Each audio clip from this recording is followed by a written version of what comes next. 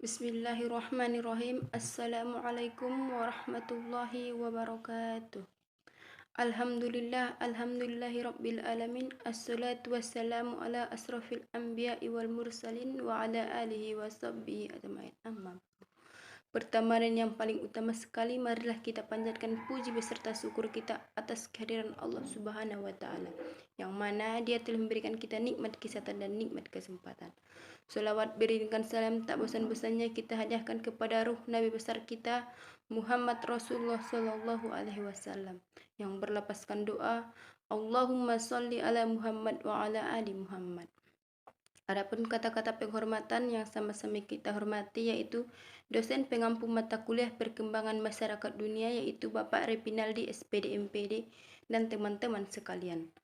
Mukaddimah tidak diperpanjang lagi, masuklah kita kepada pemaparan materi yang pertama, yaitu kepada Saudari Tuti Alawiyah, disilahkan. Baik, terima kasih kepada moderator. Saya akan melanjutkan pemaparan materi dari materi kami, yaitu perkembangan masyarakat di dunia Timur Tengah.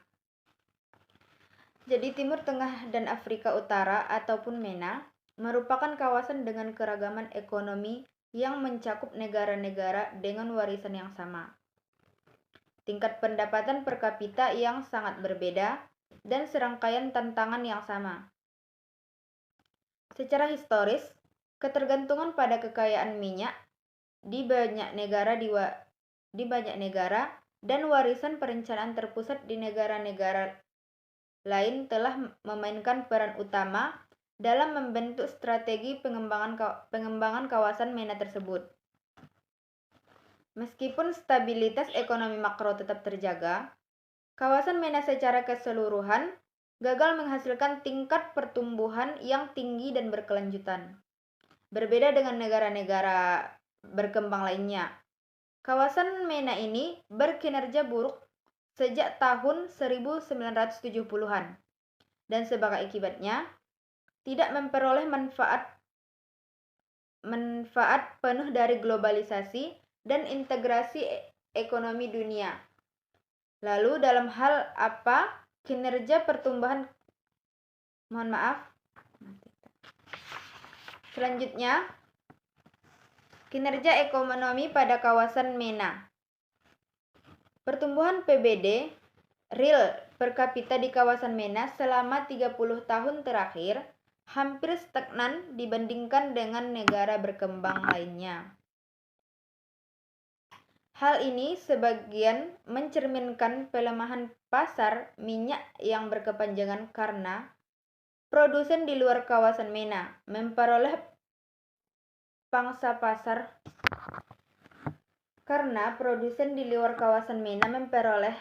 dengan mengorbankan eksportir minyak di kawasan tersebut.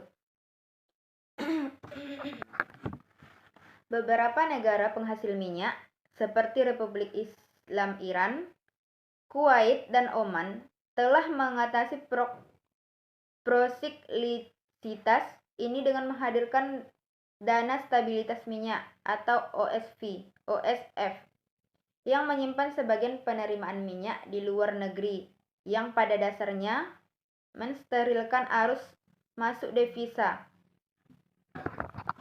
Yang kedua ialah pengangguran. Pertumbuhan ekonomi dan penciptaan lapangan kerja saling terkait erat. Keduanya membentuk hubungan yang merupakan bagian penting dari strategi apapun untuk mengurangi pengangguran yang tinggi dan terus-menerus di MENA. Mengingat dominasi populasi muda di kawasan tersebut dan tingkat penganggurannya yang tinggi. Yang selanjutnya, integrasi global.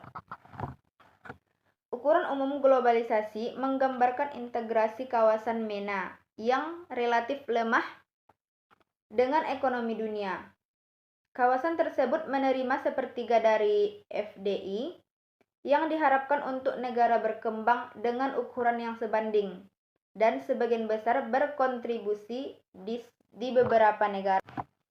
Selanjutnya itu perkembangan Islam di dunia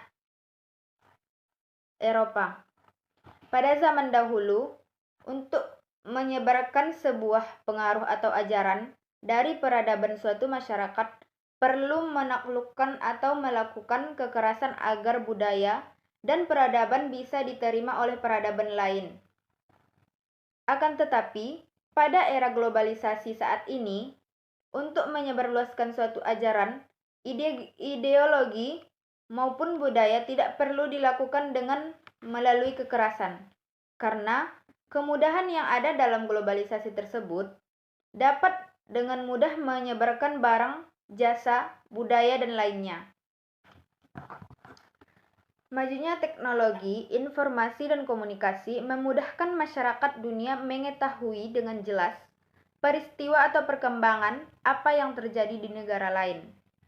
Masyarakat dunia bisa mengetahui budaya dari masing-masing negara atau suku dari berbagai etnis yang ada di dunia tanpa perlu berinteraksi secara langsung. Mungkin hanya sekian yang dapat saya jelaskan atau saya paparkan. Saya kembalikan lagi kepada moderator. Terima kasih kita ucapkan kepada pemateri pertama. Saya akan melanjutkan materi dari yang dipaparkan oleh pemateri yang pertama, yaitu pada saat ini, berdasarkan berbagai survei, Eropa merupakan salah satu benua dengan pertumbuhan muslim terbanyak di dunia. Mengingat Eropa sebagai kiblat dari agama Kristen, tentu ini menjadi masalah yang sangat besar bagi pemerintah negara-negara Eropa. Berdasarkan penelitian tahun 2009 pada Pew Forum on Religion and Public Life memproyeksikan bahwa tingkat pertumbuhan penduduk muslim dunia adalah 1,5% per tahun. Sementara penduduk muslim hanya tumbuh 0,7% per tahun, menurut penelitian berdetail. Pada tahun 2030 itu, sejumlah negara Uni Eropa akan mengalami naiknya jumlah penduduk muslim hingga mencapai 2 digit presentasi dari total penduduk benua itu. Oleh karena itu, untuk menekan laju pertumbuhan dari masyarakat muslim di Eropa, Uni Eropa kemudian mengeluarkan peraturan yang membatasi dan melarang imigran untuk masuk ke wilayah Eropa, terutama untuk para imigran muslim.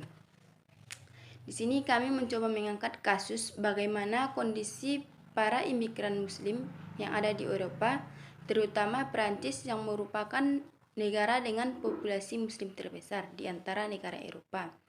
Karena dalam hal ini, Islam yang memiliki budaya yang berbeda cenderung diperlakukan diskriminatif oleh masyarakat Eropa. Materi selanjutnya itu perkembangan Islam di Asia. Sebagian Asia Tenggara yang menjadi wilayah penting dunia Islam dijajah, begitu pula halnya India dan Afrika.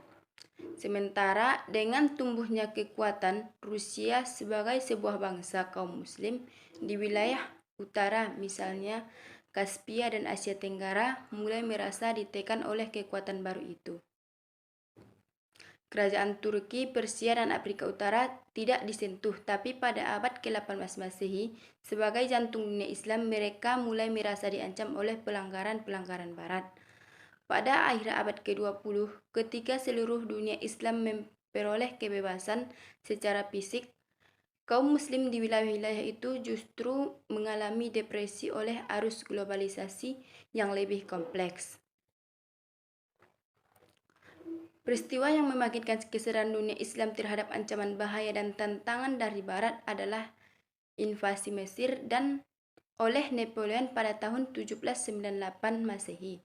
Peristiwa itu menjadi saksi bagi transformasi kesadaran dunia Islam dan perubahan sikap mereka terhadap Barat. Merupakan hal yang hampir selama 3 abad ketika Barat semakin kuat secara militer dan ekonomi. Dan di sana terjadi Renaissance serta revolusi ilmu pengetahuan dan teknologi dunia. Islam tidak memperlibatkan sedikit minat untuk memperhatikan apa yang sedang terjadi di Barat, sampai akhirnya terjadi invasi oleh Napoleon terhadap Mesir. Menurut kerangka Johann Galtung selanjutnya, bahwa dalam proses akulturasi budaya dalam masyarakat dunia, terdapat kesenjangan yang berakar pada struktur ekonomi yang pincang. Pada suatu pihak terdapat apa yang disebut sebagai pusat, di lain pihak terdapat apa yang dinamakan sebagai pinggiran. Sebagai pusat adalah negara-negara yang mempunyai kekuatan politik dan ekonomi. Sementara sebagai pinggirannya adalah negara-negara karena kelemahan politik dan ekonomi, hampir tidak mempunyai kekuatan dan hak apa-apa. Dalam pola interaksi budaya kedua belah pihak ini, maka yang mempunyai ranking tertinggi itulah mendominasi, bahkan memonopoli arus interaksi peradaban 30. Dengan demikian, interaksi dan akulturasi budaya di antara kedua belah pihak ini berlangsung berat sebelah. Negara-negara yang merupakan pusat ekonomi sekaligus juga merupakan pusat kebudayaan dan peradaban mendominasi masyarakat pinggiran secara ekonomi, sekaligus pinggiran secara kebudayaan dan peradaban masyarakat pinggiran di sini mayoritas adalah kaum muslim. Dalam dinamika hubungan barat sebelah ini yang terjadi adalah destruksi budaya dan peradaban masyarakat pinggiran secara terarah dan sistematis. Jadi merupakan destruksi terhadap budaya dan peradaban kaum muslim. Mungkin cukup sekian materi yang dapat kami sampaikan. Salah dan janggal kami mohon maaf. Assalamualaikum warahmatullahi wabarakatuh.